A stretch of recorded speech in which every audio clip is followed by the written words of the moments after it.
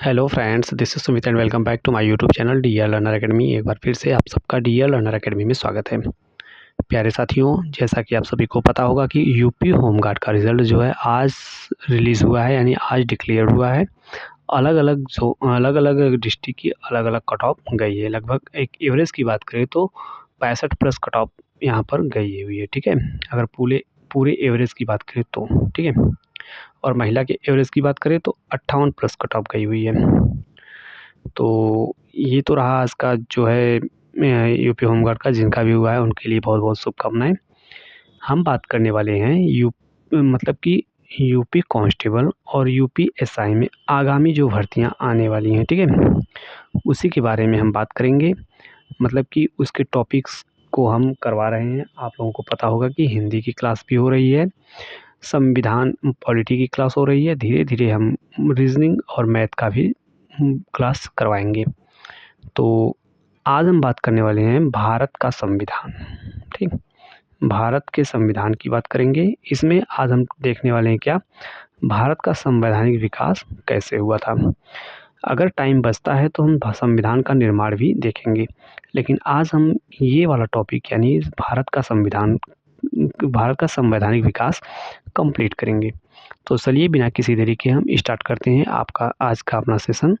यदि आप चैनल पर नए हैं तो चैनल को सब्सक्राइब कर लीजिए, वीडियो को शेयर कर दिया कीजिए ताकि कोई भी नोटिफिकेशन हो आप तक सबसे पहले पहुंच सके। तो चलिए स्टार्ट करते हैं हम आज का अपना सेशन।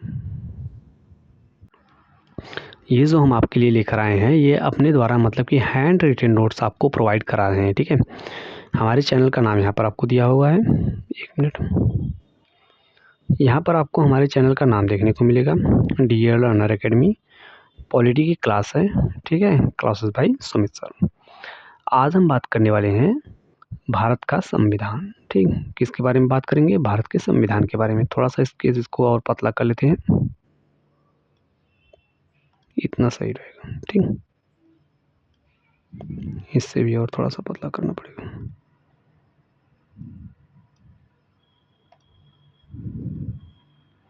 ठीक, आज हम बात करने वाले हैं किसके, भारत के संविधान के बारे में, कि इसका विकास कैसे हुआ था। ठीक, बात करें इसमें सबसे पहली पॉइंट है भारत में संवैधानिक विकास। तो देखिए, भारत में संवैधानिक विकास कितने रूपों में हुआ था, दो रूपों में हुआ था। पहली बार आया था क्या, 1773 से लेकर 1858 तक किसका शासन था, ईस्ट इंडिया कंपनी का। ईस्ट इंडिया कंपनी ने जो है 1773 से लेकर 1858 तक शासन किया था। ठीक है, इसके बाद आया ब्रिटिश का शासन। ठीक, ब्रिटिश का शासन कब तक चला था, देखिए यहाँ पर मिसप्रिंट हुआ है, उसको आप लोग समझ लेना। यहाँ पर लिखा जाएगा क्या, ब्रिटिश ताज का शासन। ठीक, ब्रिटिश ताज का शासन, यहाँ पर ताज होगा। तो ब्रिटिश ताज का शासन कब से कब तक चला था, आप कहेंगे 1858 से लेकर 1947 तक। देखिए, भारत में संवैधानिक विकास जो है दो रूपों में हुआ था। पहली बार जब आई थी, मतलब कि भारत में संवैधानिक विकास मतलब संविधान का विकास कैसे हुआ था, 1773 से 1858 तक ईस्ट इंडिया कंपनी शासन के अंतर्गत था। ठीक है, ईस्ट इंडिया कंपनी शासन के अंतर्गत था भारत का संवैधानिक विकास। और उसके बाद किसके अंतर्गत था, ब्रिटिश ताज का शासन के अंतर्गत 1858 से लेकर 1947 तक। यहाँ से आपको दो क्वेश्चन देखने को मिलेंगे। अगर पूछ दिया जाए कि ईस्ट इंडिया कंपनी का शासन कब से कब तक था, तो आप कहेंगे 1773 से लेकर 1858 तक। और यहीं पर पूछ दिया जाए कि ब्रिटिश ताज का शासन कब से कब तक था, तो आप कहेंगे 1858 से लेकर 1947 तक। ठीक, ये बात हुई। आगे बढ़ते हैं। भारत के प्रथम गवर्नर जनरल कौन थे, यहाँ पर देखिए आप नोट डालकर लिख लेना। भारत के प्रथम गवर्नर जनरल जो थे वे लॉर्ड विलियम बेंटिक थे। ठीक है, ये बहुत ही इंपॉर्टेंट है, बार बार क्वेश्चन पूछा जाता है लेकिन कन्फ्यूजन हो जाता है। वारेन हेस्टिंग और विलियम बेंटिक में कन्फ्यूजन होता है, इसके लिए क्वेश्चन गलत होते हैं। तो भारत के प्रथम गवर्नर जनरल कौन थे, तो आप कहेंगे लॉर्ड विलियम बेंटिक थे। ठीक है, आगे बढ़ते हैं। आगे बात करें 1773 का रेगुलेटिंग एक्ट। ठीक, देखिए यहाँ पर आपको वही टॉपिक पढ़ाए जाएंगे जितना एग्ज़ाम में पूछा जाता है।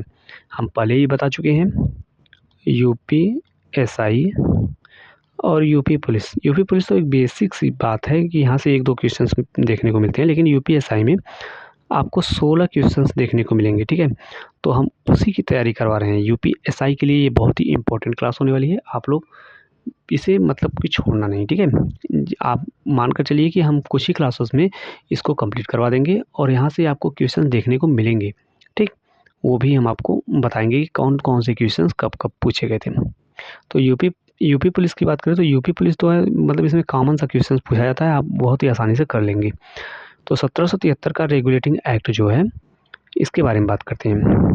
तो बंगाल के गवर्नर को गवर्नर जनरल नाम दिया गया। किसके तहत? 1773 के रेगुलेटिंग एक्ट के तहत। 1773 के रेगुलेटिंग एक्ट के तहत बंगाल के गवर्नर को गवर्नर जनरल नाम दिया गया। क्या दिया गया? Governor general. मद्रास एवं बम्बई के गवर्नर को भी बंगाल के गवर्नर जनरल के अधीन कर दिया गया, ठीक। इसमें देखिए, मद्रास एवं बम्बई के जो गवर्नर जनरल थे, इनको भी किसके अधीन कर दिया गया? बंगाल के गवर्नर जनरल के अधीन कर दिया गया, ठीक। किस एक्ट के तहत? 1773 के रेगुलेटिंग एक्ट के तहत। अब इसमें देखिए क्या कहेगा कि 1773 के रेगुलेटिंग एक्ट के तहत बंगाल के गवर्नर जनरल को क्या नाम दिया गया? तो आप कहेंगे गवर्नर जनरल नाम दिया गया। और इसमें पूछ दिया जाए कि मद्रास एवं बम्बई के गवर्नर को भी बंगाल के गवर्नर जनरल के अधीन कर दिया गया, किस एक्ट के तहत? तो आप कहेंगे 1773 के रेगुलेटिंग एक्ट के तहत, ठीक।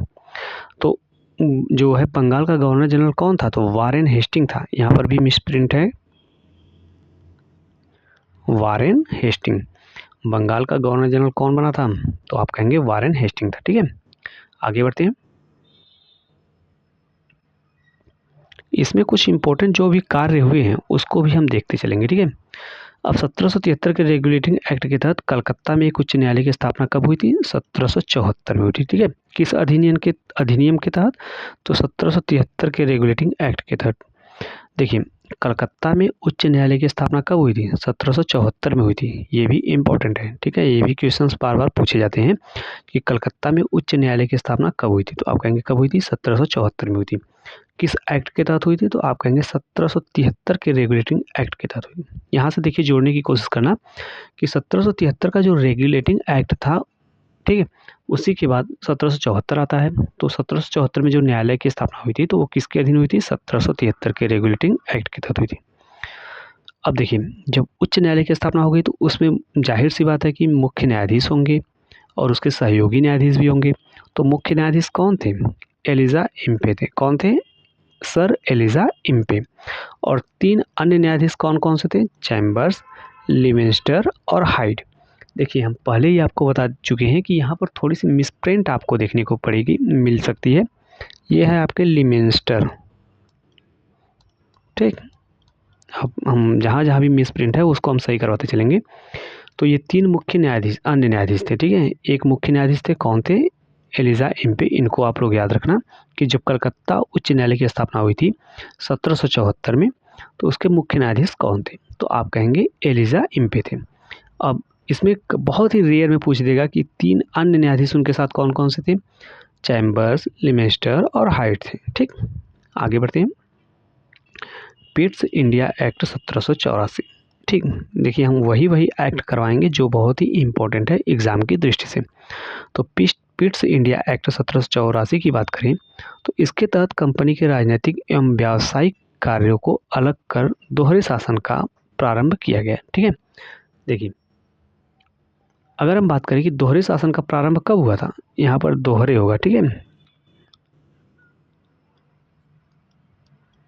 दोहरे शासन, अगर पूछा जाए कि दोहरे शासन का प्रारंभ कब हुआ,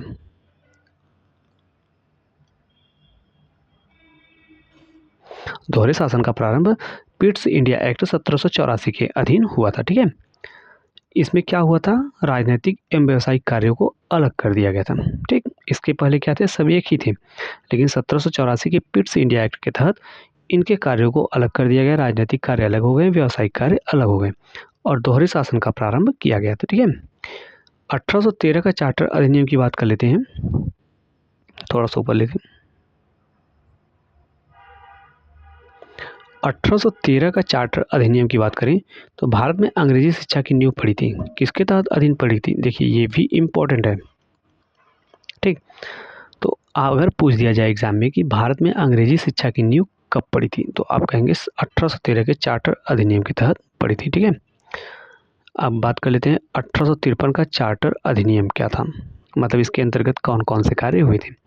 सिविल सेवाओं के भर्ती हेतु प्रतियोगी परीक्षा का शुभारंभ हुआ था 1853 के चार्टर एक्ट के तहत। सिविल सेवाओं के भर्ती हेतु प्रतियोगी परीक्षाओं का प्रारंभ हुआ था। यहाँ पर देखिए सिविल सेवाओं की बात याद रखना कि सिविल सेवाओं के भर्ती के लिए प्रतियोगी परीक्षाओं का प्रारंभ कब हुआ था? 1853 के चार्टर अधिनियम के तहत हुआ था। भारतीयों को अवसर देने की बात कही गई थी। ठीक, भारतीयों को अवसर देने का प्रावधान इसमें किया गया था। ठीक है, यहाँ पर आपका होगा प्रावधान। ठीक, तो इसमें देखिए क्या बात कही गई, सिविल सेवाओं के भर्ती हेतु प्रतियोगी परीक्षा का पास शुभारंभ हुआ था और भारतीयों को अवसर देने की बात कही गई थी। ठीक है, पूर्ण रूप से इनको मतलब कि अंग्रेजों के समान बात नहीं थी इनकी, लेकिन इनको अवसर देने की बात कही गई थी। किसके तहत कही गई थी? 1853 के चार्टर अधिनियम के तहत। पहली बार विधायी परिषद की स्थापना हुई थी। ठीक, जिसमें कितने सदस्य थे? 12 सदस्य थे।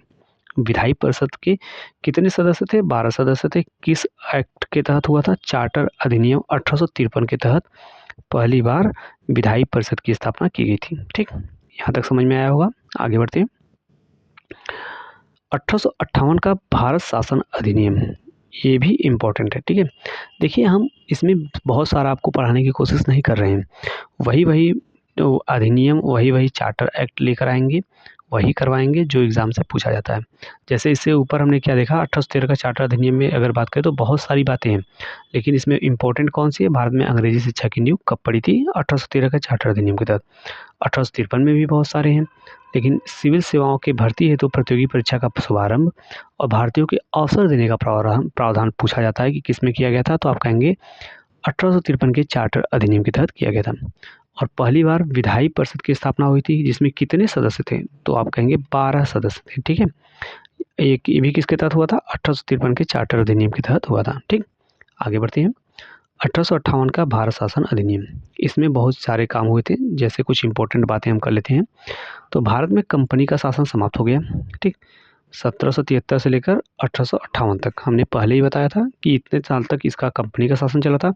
अब आपका प्रारंभ होता है क्या? ताज का शासन, ब्रिटिश ताज का शासन। ठीक, इसके बाद ब्रिटिश क्राउन का शासन स्थापित किया गया। देखिए हमने यहाँ बताया आपको कि ब्रिटिश ताज का शासन प्रारंभ हुआ था, यानी ब्रिटिश क्राउन का शासन स्थापित किया गया। भारत सचिव पद का सृजन तथा उसकी सहायता के लिए 15 सदस्यीय भारत परिषद का गठन किया गया था। भारत सचिव पद का सृजन किया गया। ठीक है, यानी भारत सचिव पद एक स्थापित किया गया और उसकी सहायता के लिए 15 सदस्यीय भारत परिषद का गठन किया गया था। भारत का गवर्नर जनरल अब वायसराय कहा जाने लगा, यानी जो भारत का गवर्नर जनरल था उसे क्या कहा जाने लगा? तो आप कहेंगे उसे वायसराय कहा जाने लगा। ठीक है, उसे क्या कहा जाने लगा? वायसराय कहा जाने लगा। लॉर्ड कैनिंग भारत का अंतिम गवर्नर जनरल तथा प्रथम वायसराय बना। लॉर्ड कैनिंग जो था वो भारत का अंतिम गवर्नर जनरल था और प्रथम वायसराय बना था। ठीक है, देखिए प्रथम गवर्नर जनरल की बात करें किसे स्थापित किया गया था? विलियम बेंटिक को। ठीक, लेकिन अगर बात करें कि अंतिम गवर्नर जनरल कौन था, तो आप कहेंगे लॉर्ड कैनिंग था। इसको भी याद करना, लॉर्ड कैनिंग जो है अंतिम गवर्नर जनरल था और भारत का प्रथम वायसराय बना था। ठीक है, आगे बढ़ते हैं। देखिए हम लोग आपके लिए हैंड रिटन नोट्स लेकर आ रहे हैं, यानी आप एक बार सोच कर देखिए कि कितनी मेहनत लगती है नोट्स बनाने में, इसको तैयार करने में, आप लोगों के लिए इंपॉर्टेंट टॉपिक को छांटने में। तो आप लोगों से बस इतना ही रिक्वेस्ट है, यदि आप चैनल पर नए होते हैं तो चैनल को सब्सक्राइब कर दिया कीजिए, वीडियो को शेयर कर दिया कीजिए। यदि आपके कोई डाउट्स रह जा रहे हैं, कोई क्वेरी रह जा रही है, तो आप हमें कमेंट बॉक्स में पूछ सकते हैं। ठीक है, हमारी पूरी टीम आपका पूरा सहयोग करेगी आपके डाउट्स को दूर करने के लिए। अगला पॉइंट क्या है इसमें? 1861 का भारत परिषद अधिनियम। चलिए देखते हैं इसमें क्या दिया गया है कि 1861 का भारत परिषद अधिनियम जो है, तो इसमें क्या कहा गया है? विभागीय प्रणाली को आरंभ किया गया, जिसके तहत मंत्रिमंडलीय व्यवस्था की नींव पड़ी। ठीक, इसमें कहा गया क्या? विधायी प्रणाली का आरंभ किया गया। ठीक है, यहाँ पर भी देखिए थोड़ा सा मिसप्रिंट है, आप लोग समझ सकते हैं, बोलने में हम गलत नहीं कहेंगे, लेकिन मिसप्रिंट थोड़ा सा हो गया है, जिसके तहत मंत्रिमंडलीय व्यवस्था की भी नींव पड़ी थी। ठीक है, यहाँ पर मंत्रिमंडलीय मंत्रिमंडलीय व्यवस्था की नींव पड़ी थी, ठीक है, 1861 के भारत परिषद अधिनियम के तहत। आगे बढ़ते हैं। अब देखिए, पहली बार कानून बनाने की प्रक्रिया में भारतीयों को शामिल किया गया था, ठीक, 1861 के शासन अधिनियम के तहत। गवर्नर जनरल को बंगाल, उत्तर पश्चिमी सीमा प्रांत और पंजाब में विधान परिषद स्थापित करने की शक्ति प्रदान की गई, ठीक है। किसको प्रदान की गई थी? गवर्नर जनरल को, ठीक। आगे बढ़ते हैं। 1869 का अधिनियम देख लेते हैं कि 1869 का अधिनियम में क्या बात कही गई थी। तो गवर्नर जनरल को विदेशों में रहने वाले भारतीयों के संबंध में कानून बनाने का अधिकार दिया गया था। कब दिया गया था? तो 1869 के अधिनियम के तहत क्या दिया गया था? गवर्नर जनरल को विदेशों में रहने वाले भारतीयों के संबंध में कानून बनाने का अधिकार दिया गया। आगे बात करते हैं 1873 का अधिनियम। देखिए, 1773 से लेकर हम 1873 पर आ गए थे। EIC को कभी भी भंग किया जा सकता है। इसमें क्या कहा गया? यानी ईस्ट इंडिया कंपनी को कभी भी भंग किया जा सकता है, 1873 के एक्ट में कहा गया था, ठीक है। लेकिन 1 जनवरी 1874 को भंग किया गया, मतलब उसको नष्ट कर दिया, भंग मतलब कि कर दिया गया, ठीक है। आगे बढ़ते हैं।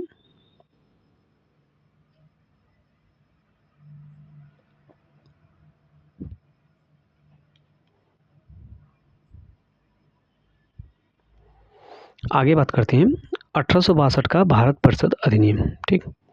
1862 का भारत परिषद अधिनियम क्या कहता है?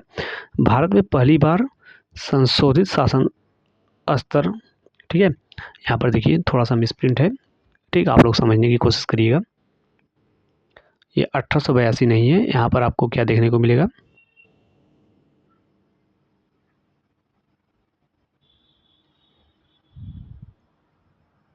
यहाँ पर आप लोग थोड़ा सा मिसप्रिंट को सही कर लेना। ये जो है आपका 1892 है, ठीक है। कब है?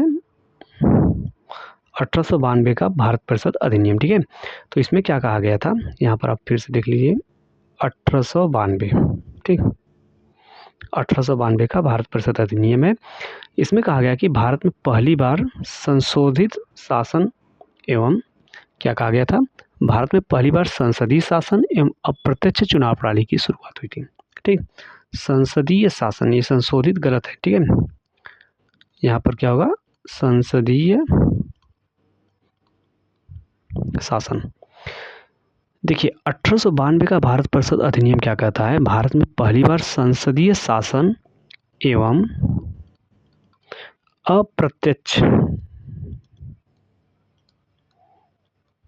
अप्रत्यक्ष चुनाव प्रणाली,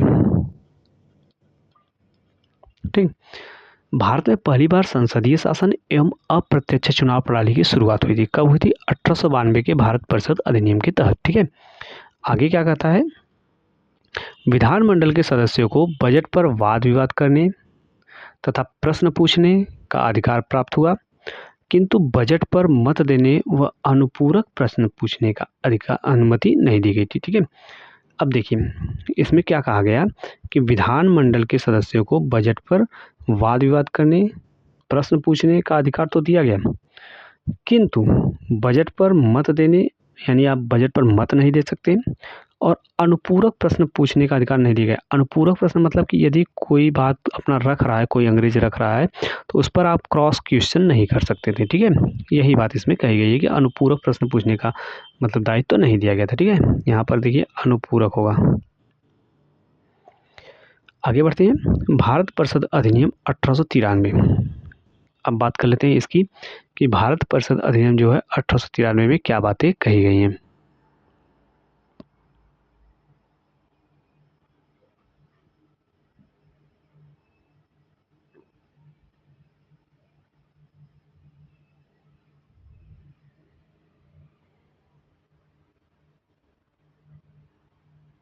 एक मिनट, यहाँ पर भी आपको थोड़ा सा मिसप्रिंट देखने को मिलेगा। ये है आपका भारत परिषद अधिनियम क्या है? 1909, ठीक है। भारत परिषद अधिनियम 1909 है आपका, ये बना लीजिएगा, जिसे कहते हैं मार्ले मिंटो सुधार अधिनियम के नाम से जाना जाता है। मार्ले कौन थे? मार्ले सचिव थे और मिंटो वायसराय थे, ठीक है। ये भी पूछा जाता है कि मार्ले कौन थे? सचिव थे, और मिंटो कौन थे? वायसराय थे। अगर हम बात करें कि सुधार अधिनियम इसको कहा जाता है। यहाँ पर मुख्य अधिनियम नहीं, इसे कहते हैं क्या हम, सुधार अधिनियम। ठीक, सुधार अधिनियम इसको कहा जाता है। ठीक है, तो इसके बारे में थोड़ा सा देख लेते हैं। अरुंडेल समिति की रिपोर्ट के आधार पर इसे फरवरी 1909 में पेश कर 25 मई 1909 को पारित किया गया था। ठीक, किस समिति की सिफारिश पर, अरुंडेल समिति की रिपोर्ट के आधार पर। इसे कब पेश किया गया था, फरवरी 1909 में पेश किया गया था और मई यानी 25 मई 1909 को पारित किया गया था। ठीक है, आगे बढ़ते हैं। आगे प्रश्न में क्या दिया गया है, मतलब कि आगे इसका नोट्स क्या दिया गया है। मुसलमानों के लिए पृथक मताधिकार एवं क्या कह रहा है, पृथक निर्वाचन क्षेत्र की व्यवस्था की गई थी। ठीक है, मुसलमानों के लिए पृथक मताधिकार एवं यहाँ पर भी पृथक होगा, पृथक निर्वाचन क्षेत्र की व्यवस्था की गई। इसी कारण लॉर्ड मिंटो को सांप्रदायिकता का जनक कहा जाता है। देखिए यहाँ पर देखिए, जब ये मुसलमानों के लिए अलग निर्वाचन क्षेत्र स्थापित कर दिए तो इन्हें क्या कहा जाने लगा, सांप्रदायिकता का जनक कहा जाने लगा। ठीक है, इन्हें क्या कहा जाने लगा, सांप्रदायिकता का जनक। सांप्रदायिकता का जनक किसे कहा जाता है, लॉर्ड मिंटो को। ठीक, केंद्रीय तथा प्रांतीय विधानमंडल के सदस्यों को प्रश्न पूछने एवं बजट पर मत देने का अधिकार दिया गया। किस समिति के तहत, किस अधिनियम के तहत, भारत परिषद अधिनियम 1909 के तहत केंद्रीय तथा प्रांतीय विधानमंडल के सदस्यों को प्रश्न पूछने एवं बजट पर मत देने का अधिकार भी दे दिया गया। केंद्रीय विधान परिषद में सदस्यों की संख्या 16 से बढ़ाकर 60 कर दी गई। ठीक, पहली बार अगर हम बात करें, पहली बार सत्येंद्र प्रसाद सिन्हा को विधि सदस्य के रूप में नियुक्त किया गया। किसे नियुक्त किया गया, सत्येंद्र प्रसाद सिन्हा को। यहाँ पर देखिए क्या होगा, तो यहाँ पर होंगे सत्येंद्र प्रसाद सिन्हा। ठीक, पहली बार सत्येंद्र प्रसाद सिन्हा को विधि के रूप में नियुक्त किया गया था। ठीक, क्या किया गया था, विधि सदस्य के रूप में नियुक्त किया गया था। ठीक, आगे बढ़ते हैं। पहली बार इंग्लैंड स्थित देखिए गलत दिया गया है। पहली बार इंग्लैंड स्थित भारत परिषद में 2 भारतीयों, कौन कौन से थे, केसी गुप्ता और सैयद हुसैन बिलीग्रामी, ठीक, की नियुक्ति की गई। क्या कह रहा है, पहली बार इंग्लैंड स्थित भारत परिषद में 2 भारतीयों की, पहले कौन थे, केसी गुप्ता और दूसरे थे सैयद हुसैन बिलीग्रामी की नियुक्ति की गई थी। ठीक है, ये भी इम्पोर्टेंट है, आप लोग इसको नोट कर लीजिएगा। देखिए यहाँ पर जितने भी टॉपिक पढ़ाए जाएंगे वो सब सिलेक्टेड होंगे। आपको थोड़ा सा प्रॉब्लम मिसप्रिंट में हो रही है, हमको भी हो रही है, उसको आगे से हम सही कर लेंगे, आगे से आपको कोई भी प्रॉब्लम देखने को नहीं मिलेगी। ठीक, आगे बढ़ते हैं। आगे बात करते हैं भारत शासन अधिनियम 1919 की। मार्ले मिंटो सुधार अधिनियम 1909 हो गया। अब बात कर लेते हैं भारत शासन अधिनियम 1919, जिसे हम किस नाम से जानते हैं, मॉन्टेग्यू चेम्सफोर्ड सुधार अधिनियम। ठीक है, मॉन्टेग्यू कौन थे, सचिव थे, और चेम्सफोर्ड जो है वायसराय थे। ठीक, और ब्रिटिश प्रधानमंत्री कौन थे, तो ब्रिटिश प्रधानमंत्री उस समय थे लॉर्ड जॉर्ज। कौन थे, लॉर्ड जॉर्ज। ठीक, इसका उद्देश्य भारत में उत्तरदायी शासन की स्थापना करना था। किसका उद्देश्य था, अगर पूछ दे कि भारत में उत्तरदायी शासन की स्थापना करना किसका उद्देश्य था, तो ये था मॉन्टेग्यू चेम्सफोर्ड सुधार अधिनियम का, यानी भारत शासन अधिनियम 1919 का उद्देश्य क्या था, भारत में उत्तरदायी शासन की स्थापना करना था। इस अधिनियम में पहली बार उत्तरदायी शासन शब्द का प्रयोग किया गया था। ठीक, किस शब्द का प्रयोग किया गया, इसी अधिनियम के तहत उत्तरदायी शासन का शब्द का प्रयोग पहली बार किया गया था। केंद्र में द्विसदनात्मक विधायिका, राज्य परिषद और केंद्रीय विधानसभा की स्थापना की गई। ठीक है, आगे बढ़ते हैं।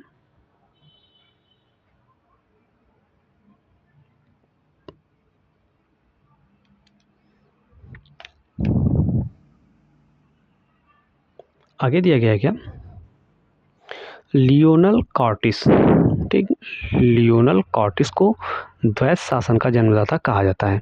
अगर पूछ दिया जाए कि किसको द्वैध शासन का जन्मदाता कहा जाता है, तो आप कहेंगे लियोनल कॉर्टिस को कहा जाता है, ठीक है, जिन्होंने इसका वर्णन अपनी पुस्तक डायरकी में किया था। ठीक, इनकी पुस्तक एक है डायरकी, उसी में किया था।